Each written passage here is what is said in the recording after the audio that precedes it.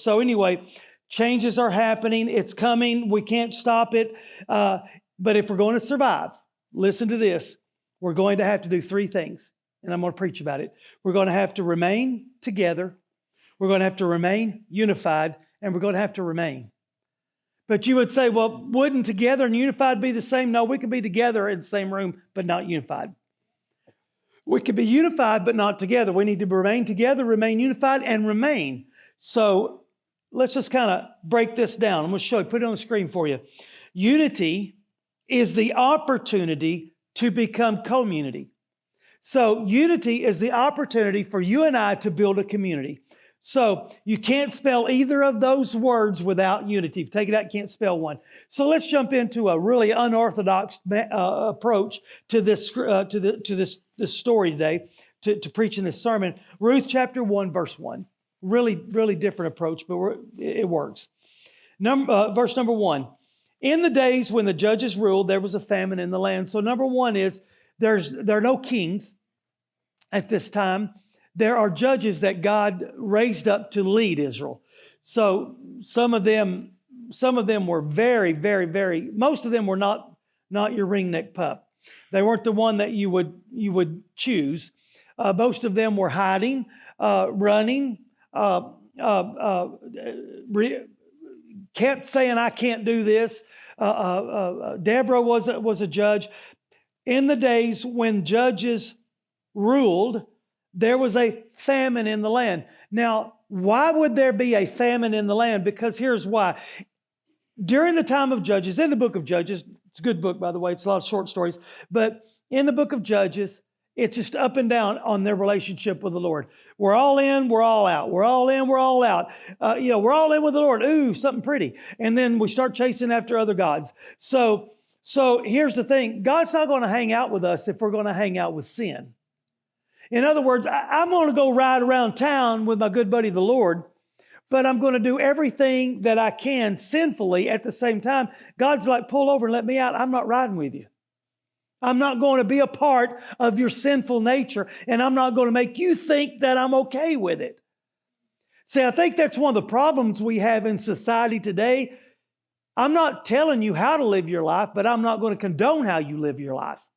I'm not going to make you think it's okay to sin because I can't, because I didn't write the rules, the Lord did.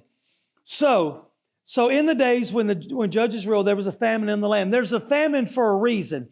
Anytime the Lord is not in a place, that place is going to get dry. So let's just think back on some of our journeys. Our journeys where we're just frustrated and nothing's working right and we're just mad at everybody. I got you, Kanisha.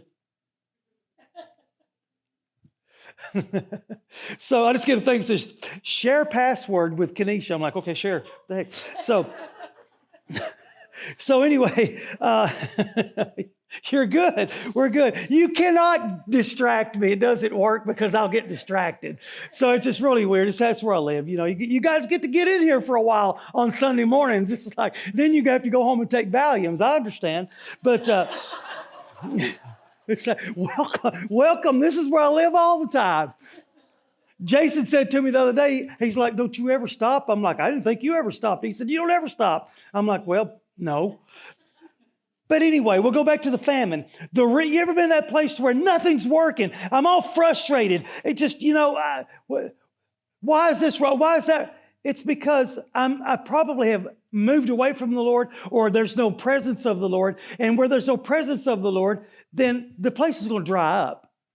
So if I'm not walking with the Lord, if I am walking with the Lord and I choose not to, then, we could start watching things start drying up. Relationships will start drying up. Maybe what I set my hands to, the work that I'm doing will start drying up. Then as we continue in verse 1, and a man of Bethlehem in Judah went to sojourn. So here's the thing. Sojourn means basically to dwell. So there's a meaning that both of those words had. Some versions will say dwell. He went sojourning in the land of Moab. That's the enemy, by the way. It's bad when you have to leave where you are and go to the enemy because where you are is so bad. It's jacked up. So sometimes God, God's really good about this. God wants to lead me and you every day. But there's times in our lives He's gonna drive us. Because we have a relationship with Him, and we're not listening. Sometimes we're so hard-headed that the Lord's like, well, you know what? Leading would be way better. You're built for me to lead you, but I'll drive you if I have to.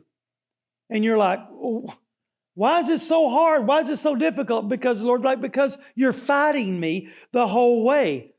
So now we can't stay where we were because there's a famine. So we're going to go to where the Lord is not, which is Moab, which is an enemy to Israel. He and his wife and his 4 sons. So they leave the 4 of them. I don't know how old they were. I don't know how old the sons were. But in that culture, they weren't really considered adult until the age of 30, the men. So we don't know how old they were. But we do know that there's 4 of them. So I want to apologize to you guys who have been around for a while. I've neglected something, and I don't want to leave the square with things undone. For those of you who don't know, I have not put in key points in a while. And I'm so sorry, because I have always said this. I love key points because we're Christ Point Church. I love key points, and if I had a list of key points, my favorite key points would be key points. So, and Tina's like, you say that every time. I'm like, well, you ain't here. So you don't have a say. So anyway, key point number 1, I'll be right back. I'll be right back. So this father took his family. He took them away from their home. He took them to a pagan land because things got bad where they were. People rejected the Lord where they were. So when we look at our journey, let's just take Smithville, for example. We didn't go to Smithville because things were bad here. We didn't go to Smithville because we were driven out of here. We went to Smithville because God led us there. So we sojourned there. And then He turned His face away from them because they'd become evil. That didn't happen to us. Then the famine drove them to sojourn, to dwell in another place. The word sojourn and dwell literally means I'm coming back.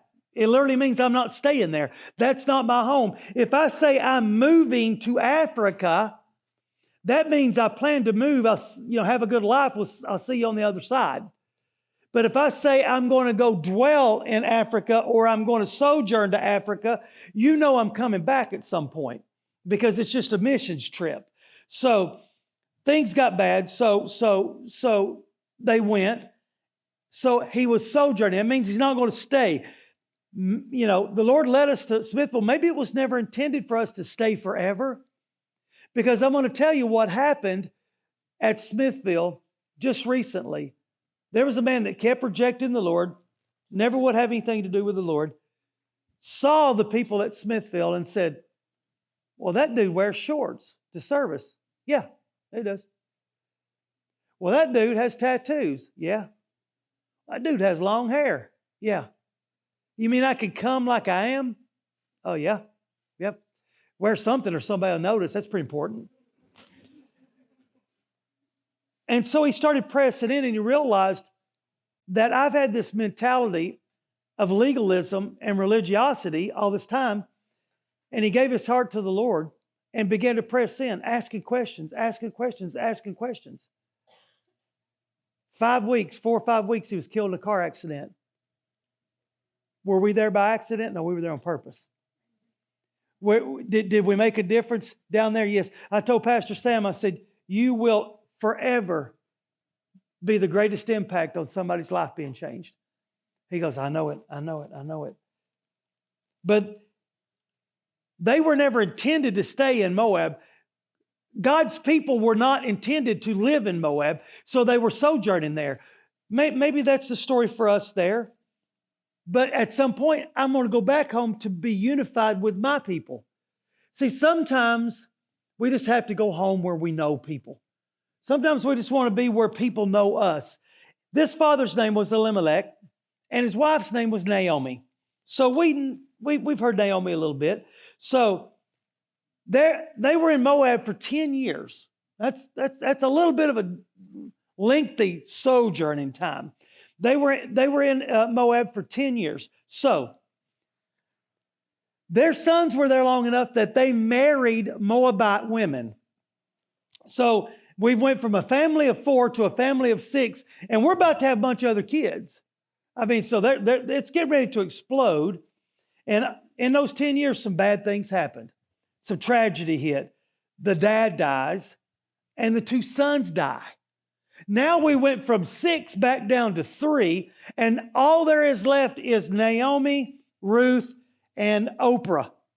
It's spelled different, but I'm going to call her Oprah.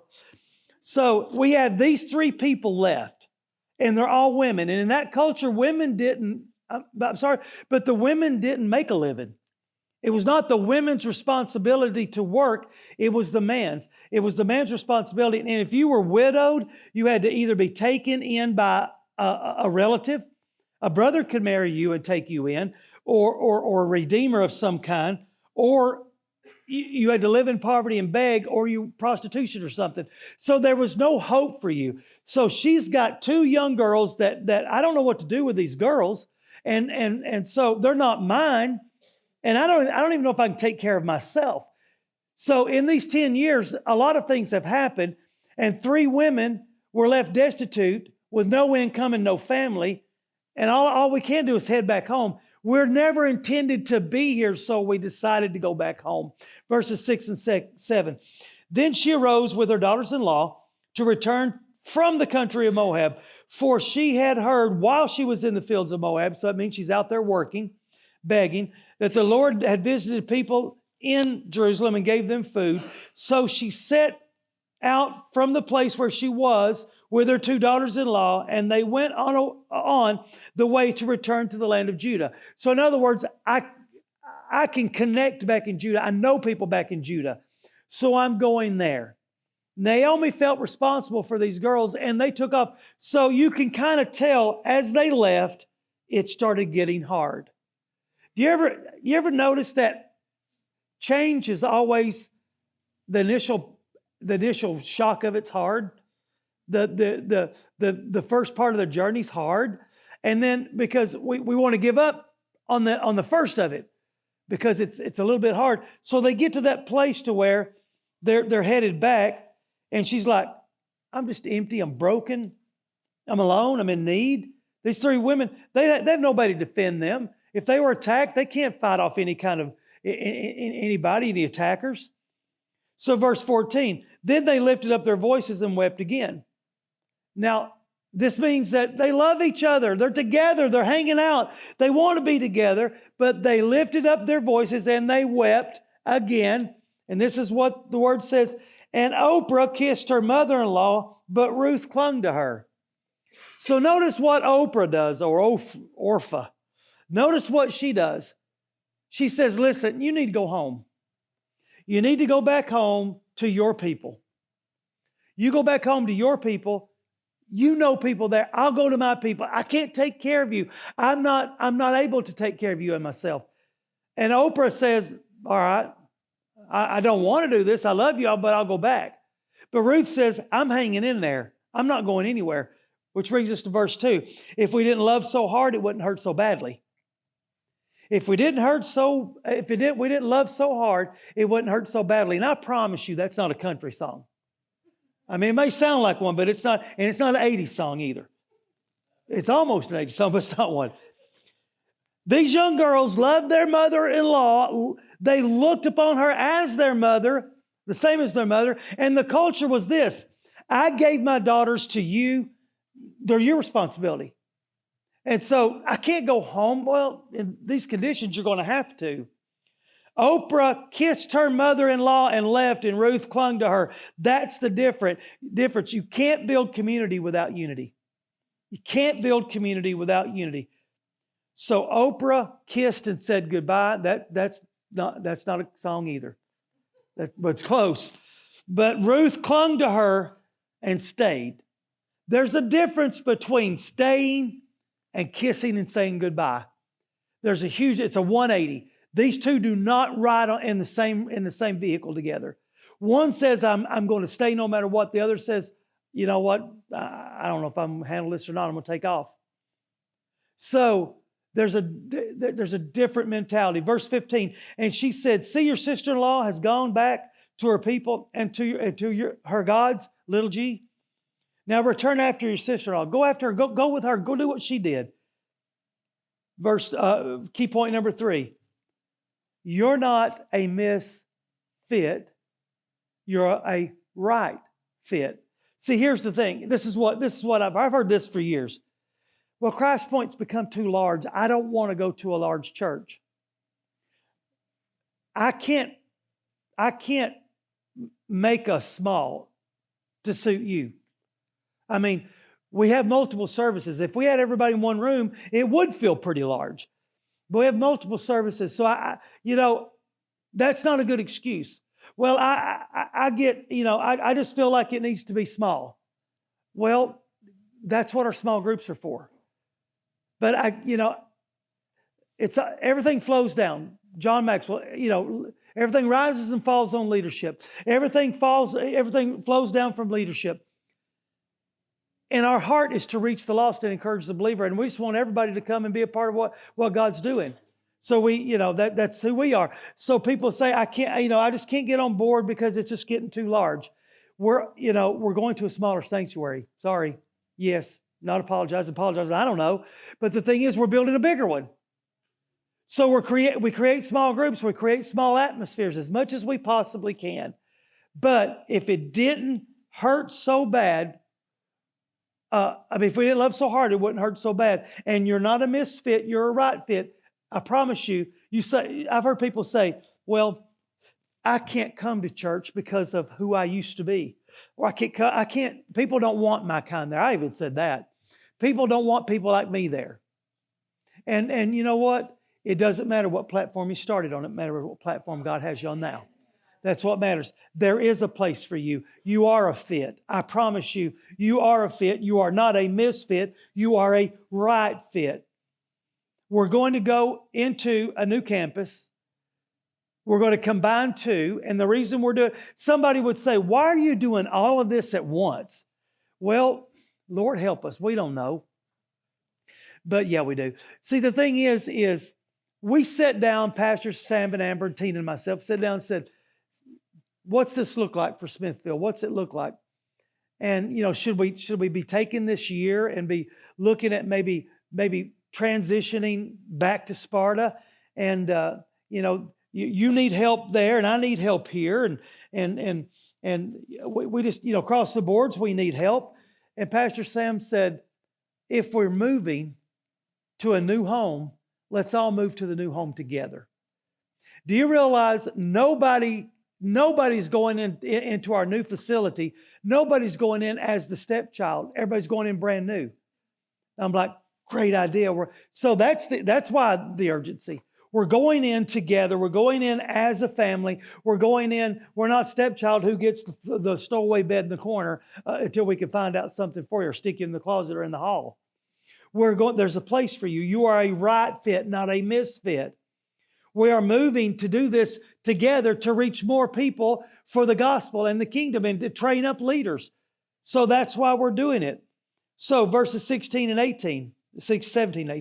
But Ruth said, oh no, you didn't. So that's if we brought what she said into 2026, she'd say, look, don't say that again. Don't bring this up again. This is what she said. Do not urge me to leave you or return from following you. Oh, don't you ever do that again. For where you go, I go. Where you lodge, I lodge. Where your people are my people. And your God's my God.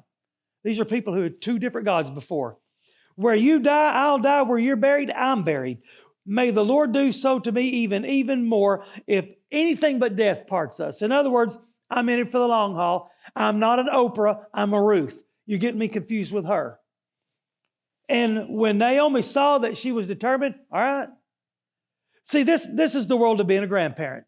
It's just like being a grandparent right here. You can't go with me. But please, no, you can't go with me. I'll be good. All right, get your stuff. Let's go. That's just the world to be a grandfather. That's me. You know, who I go with you. Brian was about that big. Who I go with you? You can't. I'm a grown. I always say I'm a grown man. I don't need a little girl going with me everywhere I go. I go with you. Okay, well, let's go. I mean, it's like everywhere I went, she went. And so, you know, come on, let's go. Cece will be like, I go with you. Yeah, come on, let's go. So that's what Naomi did. All right, let's go. I'm not going to mention it again. Key point number 4, we're better together. We are better together. Do you realize that the majority, almost everyone, I pray, will make this journey with us. But there's some that won't, and some have already not. There's some that won't make the journey from Smithville to here. Some have said, I'm not going to make that drive. Some have said, I'm just not going to do it. And you know what? I'm spoiled. Call me spoiled, but I just think that everybody should go. You know, I did this with Facebook. When somebody, I didn't do it. When somebody first set me up on Facebook, I thought every comment was to me, and I had to respond to every comment. And I'm like, it's like a day, I'm like, I'm not doing this. Tina's like, what? I don't have the time to answer everybody that. She goes, what are you doing? I said, every comment. She goes, that's not comment, it's commenting to the world. I'm like, okay, well, should have let out with that one. I mean, seriously, I'm tech dumb, you know, so I'm being like, okay, got that one, you know, somebody's like, my feet are hurting, we'll soak them. You know, I mean, I don't know what to tell you. Get surgery. I don't know. Show them to me. Don't show them to me again. So some will make the journey and some won't. I wish they all would. And I want you to. And I want you to see how this looks, because we are better together. We are absolutely better together. We have to be the ones who choose to cling and stay rather than kiss and say goodbye. We have to be the ones who say, I'm your huckleberry no matter what. And we can't be the ones that say, well, it's just too different. I'm just going to go to church somewhere else. Let me complete your sentence. Where it's different. Okay, it's just, everything's different. I'm just going to go somewhere else. Where it's different. Think about what you're saying. My gosh. Yes, it's different. Everything, but you're different with the same people. How about that one? You know what I mean? I don't like my family anymore. I'm going to get me another one. You know what? I'm going to tell you right now, I don't even know if I like most of mine. I sure don't know if I like some of the others. I'm just going to stick with the one I got. So, different is not bad or wrong. It's just different. It's just different. You know, I don't want to give my heart to the Lord because I'll be different. You know what? You will be different. We're just different. We're not who we used to be. Well, people will make fun of me. I'm going to be honest with you, they're making fun of you behind your back anyway. Because I'm going to tell you, you've got good buddies who are going to make fun of you, whether you're walking with the Lord or whether you're not. That's just how we roll. I mean, we work with Curtis. It's all we do. But the thing is, you know, we're going to make fun of one another. Then there's the ones who will try to kill that relationship because it makes them feel bad about theirs. So, you know, we got the ones that will aggravate you no matter what. We got the ones that'll try to kill it. And then we got the ones that'll be like, hey, listen, I want what you want. I want what you got. So I've got to choose my salvation. And I got to realize it's my job to work out my salvation with fear and trembling. And I am going to be different. So what's wrong with being different? You don't drive the same vehicle you did 5 years ago. Let's be different. So maybe, let's just put it this way. Maybe Oprah was afraid of different. You ever think about that? I'm afraid of different. And when Naomi mentions going home, I'm just going to go home. I'm going to bet you this much. I bet you that Ruth and Naomi both were afraid of different. Do you think that Ruth's going to just going to skip over? It's all going to be great. I think that Ruth was like, I'm just as afraid of the unknown as you are. I'm afraid of it as much as you are. But see, here's the thing. Oprah never got to witness what the Lord was about to do. If you take off, you're going to miss what God's about to do. Habakkuk 1:5, watch. You can't watch if you don't stick around. You can't watch if you don't remain. Habakkuk 1:5, watch and be utterly amazed. In other words, oh my gosh. Watch and be utterly amazed because I'm about to do something in your days that you wouldn't believe even if it was told to you. You're like, that's pretty amazing. That's pretty amazing. But I'm good. I'll go back and hang out with my little gods. No, I think I want what's behind door number 3. I want to know what you're about to do. I'm all in on what you're about to do. Oprah never got to witness what God was about to do. She just never did. She missed it all. So they are on a journey. They sojourned from Bethlehem to Moab. They had to cross the Jordan. They had to make a journey. So this is not easy for 3 women to cross the Jordan back. So now they're going back to Bethlehem. The word Bethlehem means house of bread. That's literally what it means. We're going to combine campuses, and we're all going to come together under one roof in one house. And we're going to a house of bread, a house that feeds us, a house that we can continue to be fed at. So that's where we're going. We're going back. We're headed over to our Bethlehem. None of our journey has been wasted or insignificant. People be like, well, why even go down there for 7.5 years? Because people's lives have been changed. Because it's been a training center, and we've raised up a pastoral team. There's been worship people raised up down there. Leaders have been raised up down there. Marriages have been saved down there. Marriages have been made, and people have been married. Families have been started there. People have joined together and said, we're going to make this our home, all because we went down. Nothing's ever wasted on the vision. Nothing. Now we're coming together, and we're going to complete our journey together in our own Bethlehem. So that's where we're going. We've been sojourning for a while. See, I didn't know. I thought this would be a forever home. You know, I'll give you an example. Somebody's like, why in the world would you want to move off the square? I'm like, one perfect example. You stand, wherever you stand and touch our building, you're touching our property and standing on somebody else's. I'll give you another example. My daughter wants to have her wedding there. Absolutely, 100%. Go to the city and ask them first because you want to be able to get to your own wedding venue. And they have told us that the coast is clear and then scheduled something after they told us the schedule was clear because it's their parking lot. They don't have to ask us. We had a women's conference and they scheduled something outside. So what did we do? We had to park all the women's cars and do a valet thing. It's like, you know, because it doesn't belong to us. It's like Wednesday nights. Where are our kids going to go? Let them play in the street. That'll be fine. So why would you go across town? Because we have more room. Because God opened the doors. Because we sold this for more money than we bought that.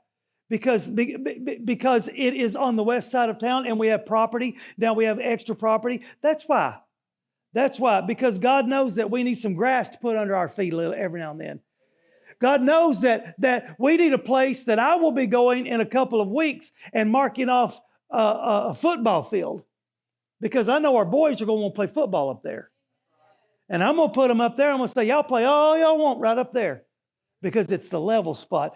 I'm going to put basketball goals right here. And when you look out the cafe doors or off the patio, when you look off the patio, you say, I watch my own kids play basketball right there in this slot. We can't do that here. So we're going because it's better and God opened the doors. So key point number 5, remain. Man, that's a big word right there, remain. My wife, Pastor Tina, she's had this on her heart for a while. And I told her, I said, well, you just got to preach it. She's not crazy about preaching. Although her father was a preacher, her mother sang, and they had albums and all that stuff. Tina, she just like preaching for some reason. I'm like, I don't know why. You tell everybody else what to do all the time. But, but, hey, preach it. She's like, and we're just so busy. She's not putting it together right now. But here's the thing. Unity is the opportunity to create community. So with that mentality, let's look at John chapter 15. Not going to look into the scripture because there's a lot of it. I'm going to show you what it looks like. Jesus himself in John chapter 15 says 11 times. Now, sometimes the word remain will be substituted like in the ESV that I read as abide. It means same thing. So this is what he says, remain. 11 times in verses 4 through 16. 11 times he says remain. Why would he say remain and then say it over and over and over and over again? It's because you and I have a tendency to run. You and I have a tendency to bail, to cut out, because we're emotionally driven. And if we emotionally don't feel like it, we're going to emotionally bail out. When you're a teenager and mom cooks you something to eat, more than likely she didn't feel like cooking you something to eat. She felt like laying down and taking a nap. But you were going to pitch a fit till you got something to eat. 1-year-olds.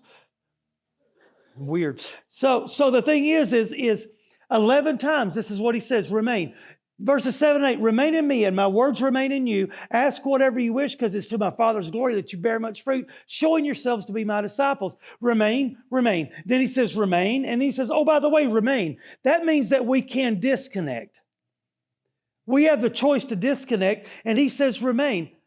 That many times, because you can't build community without unity. So I'm gonna show you this last analogy here. Reference Acts chapter 27, verses 22 through 26. This is Paul. Paul's been arrested. Paul's on a prison ship, basically, going to Rome to stand trial. Paul tells them before they even leave, tell you, wrong time of year, don't do this. This is not a good move. You're going to lose everything you're going to lose all your belongings, all your investment if you do this. Now they're out there, storm comes up, and they're all getting ready to be killed. It's been raging for days. But now I urge you, verse 22, this is Paul speaking, but now I urge you to keep up your courage because not one of you will be lost. This is the prisoner talking to everybody, by the way. Not one of you will be lost, only the ship will be destroyed. Told you that in the beginning. Last night, verse 23, an angel of the Lord to whom I belong and to whom I serve stood beside me. And he said to me, do not be afraid, Paul. You must stand trial before Caesar. And God has graciously given you the lives of all who sail with you. If we didn't connect and love so hard, it wouldn't hurt so bad. Not a song, by the way. So the thing is Paul's built a relationship with these people. And he's praying for them. And the Lord's like, I'm going to answer your prayer. Not only am I going to save you, but because of you, I'm going to save all of them. Sometimes we're not a victim of somebody else's curse. We're a blessing of somebody else's blessing. So, verse 25, so keep up your courage. He's back to telling the men, keep up your courage, men, for I have faith in God that it will happen just as he told me. Nevertheless, you must run aground somewhere on some island. In other words, your ship's going to be lost, but y'all hang on. Do you know how hard it is to hang on to a ship that is sinking? I'm going to be honest with you, straight up. If I'm in a boat that's sinking, I'm diving off that mug. I'm getting off of it because I'm going to tell you what, I don't want to be on that as it's going down. I'll take my chances with these things, these arms. I can tread water. So stay on the boat even as it's going down. I don't get it. Stay on the boat. We're going to change from being on a boat to being on an island. And if you don't get off the boat, then you're not going to make it to the island. You've got to stay on the boat in order to make it to the island. You can't spell opportunity without unity. Stay on board. It's not going to be so easy at times. Do you know how many times in the past 4 or 5 months that I've heard, we got a problem? I mean, I'm always like, what's our problem first? I mean, do we have a problem the south wall's falling in, or do we have a problem there's a water line dripping? Because those are two different things. We have a problem. What? There's no brackets for those urinals. Well, order some. That's not the end of the world. I mean, we have a problem. So hey, what are we going to do here? We'll figure it out. We'll figure it out. You know what? God put us there. God's going to figure it out. We have a few storms that we have to endure. You know what? We had this crazy idea. We've never had a church that we could landscape. I think Landon Yates said, it's weird to say that we have to mow our own yard. Weird, church. But we had this crazy idea. We were going to put bushes in the ground. We should have got a jackhammer. And I'm like, water them every day because the ground's going to suck the life out of them. It's just awful. It's terrible. It's the driest I've ever seen it. And I've grown up outside my whole life. So I'm like, put them in the ground. Curtis is freaking out. And I'm like standing back to the side thinking, I wish he'd hurry up and get done. But anyway, we're out there killing ourselves. We're digging all these holes, all this stuff, making this stuff. Water it every day. Got to water it every day. We got a problem. What? The ground's dry. Well, we can't stop now. We just got to keep going. We got to keep going. Stay on board. There's going to be a problem once in a while. There's going to be a storm once in a while. Do you know what we're going to do on the 17th? We're going to go into a new building. And you know how many problems we're going to have? About 100. We got a problem. You know what? If we don't have power, we don't have a problem because we can have church. You know what? As long as we don't have a kid that we lose, and seriously, I was in youth ministry 17 years. I only lost one kid.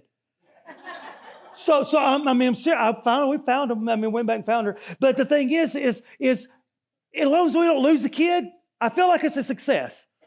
We have a problem. We have a problem. What? The projector's not working. Not a problem. We'll figure it out. We have a problem. Can't see anything on camera number 3. Not really a problem. We have a problem. A preacher's not here.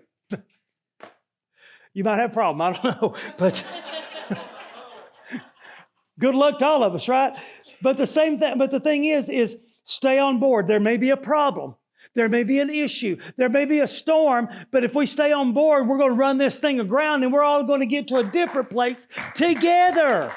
I can promise you, and we're going to be safe. So our current vessels, our Smithfield campus, and right here. And these current vessels, we can't stay here. If you stay here, it's not going to be our long-term dwelling place, our long-term home. That's it over there now. So the thing is, stay on board until we get there, and then remain when we get there. That's the storyline right there. But notice in verse 24, the ones who survive and thrive are the ones who remain. This is what he says. Verse 24. God has graciously given you the lives of all who sail with you. If it had been a different ship, they'd have died. If Paul hadn't been on that ship, they'd have died. But God's made sure that the ones that you have surrounded yourself with, the ones you've built relationship with, the guys that I'm going to make sure they're all safe. So we're all going to make it, and we're going to make it together. We have to be unified, and we have to be together. And if somebody says, well, I don't like this. Well, God opened every door. You're not disliking what I come up with. You're disliking what He came up with. So let's look at it that way. Don't say no to God. Just say, I'm in. I'm in, Lord. I don't have to do anything right now. I just have to be in. The body is designed to function as a whole together. I don't know if you know this or not, but I promise you, I have 10 toes. And you can see that I have 10 fingers. My body is designed to work. You know what? In the winter, my fingers will crack open pretty badly. And they're so, it's like somebody sticking needles under your thumbnails if you try to pick up anything. And if you're ever around me and you see I got weird looking Band-Aids or blue tape or something, it's because I just got Neosporin just trying keep me from. All you do is you touch something the wrong way. You're like, aha, yeah. Yeah, I don't need to touch that again. What was it? There's nothing, just to touch the wrong way. The thing is, if I put a big old canker sore on that toe, I'm not going to walk the same. God designed me to function as a whole, all my body parts working together. That's how God designed me. You know what? If I see a penny on the ground, which one of these days I won't see one, I see a penny on the ground and I reach over and pick it up, it takes different body parts to make that happen. Knees, elbows, arms, and toes. I don't know how the song goes. But anyway, I pick it up. You know, it takes, I couldn't do that if I didn't have hands. Couldn't do that. We're all part of that body, and we all need one another to make it to the island together. We're going to make it to the island together. We can't remove body parts and function the same as we would like to or meant to. We have to remain, because what lies ahead is a greater opportunity and a greater community than what lies behind us. I promise you, it is greater. It is going to be great. It's going to be so much better. And there's some of you that will sit on that patio and drink coffee and look and watch kids play, and you'll be like, I see it now. Wow, pretty cool. Pretty cool. I've never had a church with a patio. About to have one. I've never had a church with a cafe. About to have one. You know, I've never had a church where we could watch the kids play on their own area. We're about to have one. Somebody asked me, how big's the play area going to be? I'm like, the one that we're going to try to get all those things that cost millions of dollars? I don't know, but we're going to have that whole one section just for kids. So there's going to be a lot happening. What lies ahead is greater, and a greater opportunity and a greater community than what lies behind. We have to do this in unity and do it together. So I want to challenge you. You may be sitting here saying, but I'm not even got the hiccups. This is going to be kind of weird for the last little bit. Lord help us again, right? I'm just giving you a warning. But you may say, I'm not even part of the body. I don't know what you're talking about. I want you to be there. I want you to be in the relationship, that fellowship of believers. I mean, this is what disciples died for. This is what people are being martyred for every year, even to this day. This is what Jesus died for you and I to be in the fellowship of believers. When God forgave me of my sins right out of the gate, I had no idea what was lying ahead. But I can kind of see some of it now. It's a little bit clearer than it used to be. I didn't know they was going to call me to pastor. I had no idea, didn't really want to. So I had no idea that was happening. I had no idea God was raising me up to be a minister. I had no idea. And you had no idea God was leading you to a place to where you could give your heart to the Lord. You had no idea. So here's that opportunity. I want you to stand with me, please. And I want to ask you to bow your heads, close your eyes. I want to ask you to pray with me. And this is our opportunity to say, Lord, I invite you into my heart. I want to be a child of the King. I want to be a believer. I want to be in that fellowship of believers. I want to know you. See, some of us will come to the Lord because we're afraid to go to hell, which is good, it's fine. And some of us come to the Lord because we just fall in love with Him.